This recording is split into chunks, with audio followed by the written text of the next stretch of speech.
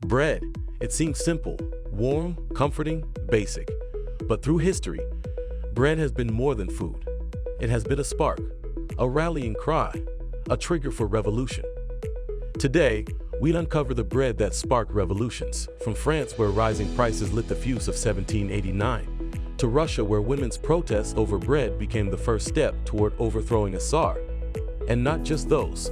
Egypt, Haiti, and protests around the world have repeatedly risen in the name of bread. What happens when the staple of life becomes scarce? When it costs more than people can bear? When governments promise relief but fail? These are stories of hunger, injustice, class conflict, and the power of bread to ignite change.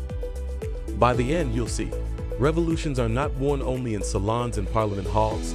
They begin in the hands of the hungry, in lines outside bakeries, in bread riots. France. The flour war and bread riots fueling the French Revolution. In France, the journey to revolution can be traced through bread.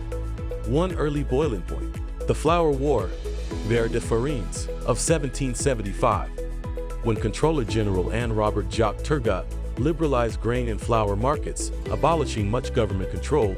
Grain prices soared in late 1774. Poor harvest that year, plus deregulated trade, meant that by the spring of 1775, price of wheat had jumped sharply. Riots erupted in dozens of towns. Peasants seized grain shipments, attacked mills, and forced merchants to sell grain at prices they considered fair. Bread was central. For many, their diet was 60 to 80% bread. Small increases in price meant immediate misery. Then in the late 1780s, climate problems, hailstorms, droughts, cold winters, damaged harvests. By 1788 to 1789, cities were critically short of grain. Bread prices doubled or more. In Paris, a loaf that cost 8 sous climbed to 14.5 sous, almost 80% rise for many working people. Bread riots became daily. Women marched to Versailles in October 1789 demanding bread for their children. What had once been just food had become power. The famous quote, "Let them eat cake," often attributed to Marie Antoinette, is almost certainly a myth. But the symbolism, that royals are so disconnected they suggest luxury when people eat bread, is potent, and it reflects real anger. When the price of bread, the staple of survival, overwhelmed wages, the people's patience snapped. The revolution, with its slogans liberty, equality, fraternity, could not ignore bread.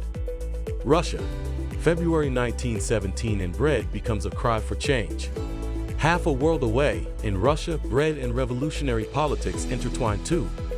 By early 1917, Russia was deep in crisis. World War I strains, harsh winter, poor harvest, and railway breakdowns meant grain struggled to reach cities. Petrograd needed hundreds of freight carloads of grain daily. Instead, a fraction arrived. Bread was rationed, stocks depleted. People stood in bread lines for hours, sometimes into freezing nights. On February 23, 1917, International Women's Day in the gold calendar, women textile workers marched, shouting, "Bread! Peace! Down with the Tsar!" They were tired of bread shortages, inflation, casualties of war. The crowd swelled. 90,000 to 100,000 joined, including men. By this time, cities often received only a fraction of their needed grain. In some locales, deliveries were less than 20 to 30% of what was required. People got tiny rations. Bread was more than a diet, it was an inflection point. The women's protests ignited strikes, which quickly turned into unrest, mutinies, mass defections. The February Revolution forced Tsar Nicholas II to abdicate, ending centuries of Romanov rule.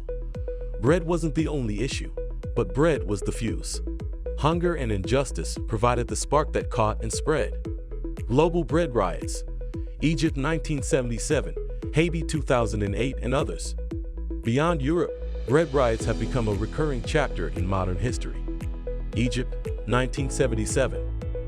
President Anwar Sadat's government, under economic pressures from rising debt and IMF demands, tried to cut subsidies on food and lift price controls.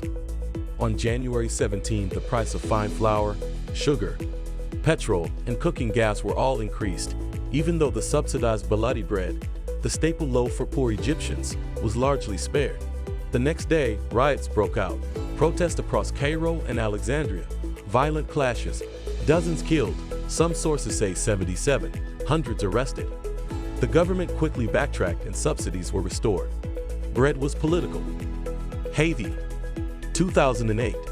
A spike in global food and oil prices pushed basic staples, rice, beans, bread, beyond reach. Protests erupted. People looted shops. The cost of food consumed the majority of daily incomes. Bread shortages became symbolic of deeper problems: poverty, inequality, weak governance. Other riots. Egypt again in 1984 with similar dynamics: price hikes, inflation. More recently, changes to bread subsidies or removal of price controls in countries where bread is a dietary cornerstone often lead to unrest. Bread, flat loaf, cheap staple. When its price or availability changes, so does the political climate. These revolts share threads: populations that depend heavily on bread, governments that either mismanage supply or try austerity, and people who strike, march, sometimes overthrow. Bread becomes not just food, but proof of promises broken. Why bread hits so hard? Economics, symbolism, and power. Bread's potent political role isn't just a relic of the past, it's a recurring theme in modern history. The so-called bread riots of the 19th and 20th centuries, from the American South during the Civil War to the streets of Russia on the eve of revolution, were often the spark for wider civil unrest. In more recent times, escalating food prices were a major catalyst for the Arab Spring Uprisings in 2011. When a government can no longer ensure the most basic, affordable forms of sustenance for its people, it undermines its legitimacy and exposes deep-seated social fractures that can lead to dramatic political change. There's a reason bread has more power than almost any food. Economically, bread is cheap, widespread, eaten daily by rich and poor alike in many societies. In France before the revolution, 60 to 80% of a wage earner's budget went to bread. In Egypt in 1977, low-income households spent 30% of income just on bread. Symbolically, bread stands for sustenance, survival, justice. When bread is scarce, citizens see government failure. When bread is expensive, people see inequality. When only the rich can afford it, or when those in power are insulated, anger builds. Politically, bread shortages force governments to choose: impose price controls, subsidies, or face revolt. Bread policies become litmus tests. In many revolutions, elite elites are indicted not only for taxes and wars, but for letting people starve. Modern echoes and what you can learn. These revolutions are history, but not relics. Bread remains explosive in many parts of the world. Currently in Egypt, for example, subsidized bread prices were raised dramatically for the first time in decades in 2024. Just like before, many fear social unrest. In places dependent on wheat imports or with weak infrastructure, global supply shocks, like during wars, pandemics, climate disasters, still threaten bread supply. When cost of transportation, fertilizers, fuel rise, the price of that loaf goes up for the poorest first. So what can you, as a citizen, watch for, and how can you possibly influence this? Watch subsidy and price hikes on staples, especially bread or flour. They're huge indicators of possible unrest. Support transparency in food supply chains. Support local agriculture and policies that protect staple food affordability. When politicians talk about food assistance or price support, hold them to the promises. Hunger is not temporary for many. Understand that access to bread isn't luxury, it's basic human dignity. Bread has sparked the French Revolution, the Russian Revolution, riots in Egypt and Haiti, and continues to be a fault line between power, poverty, and protest. It's not just food, it's justice, it's dignity. When food fails you, politics follow. If this video made you rethink bread, not as dinner, but as a force, hit like, subscribe, share this with someone who eats bread and wonders how it costs more than dignity sometimes. Comment, where do you live? Have you seen protests over bread or food price? Tell us, I read every comment.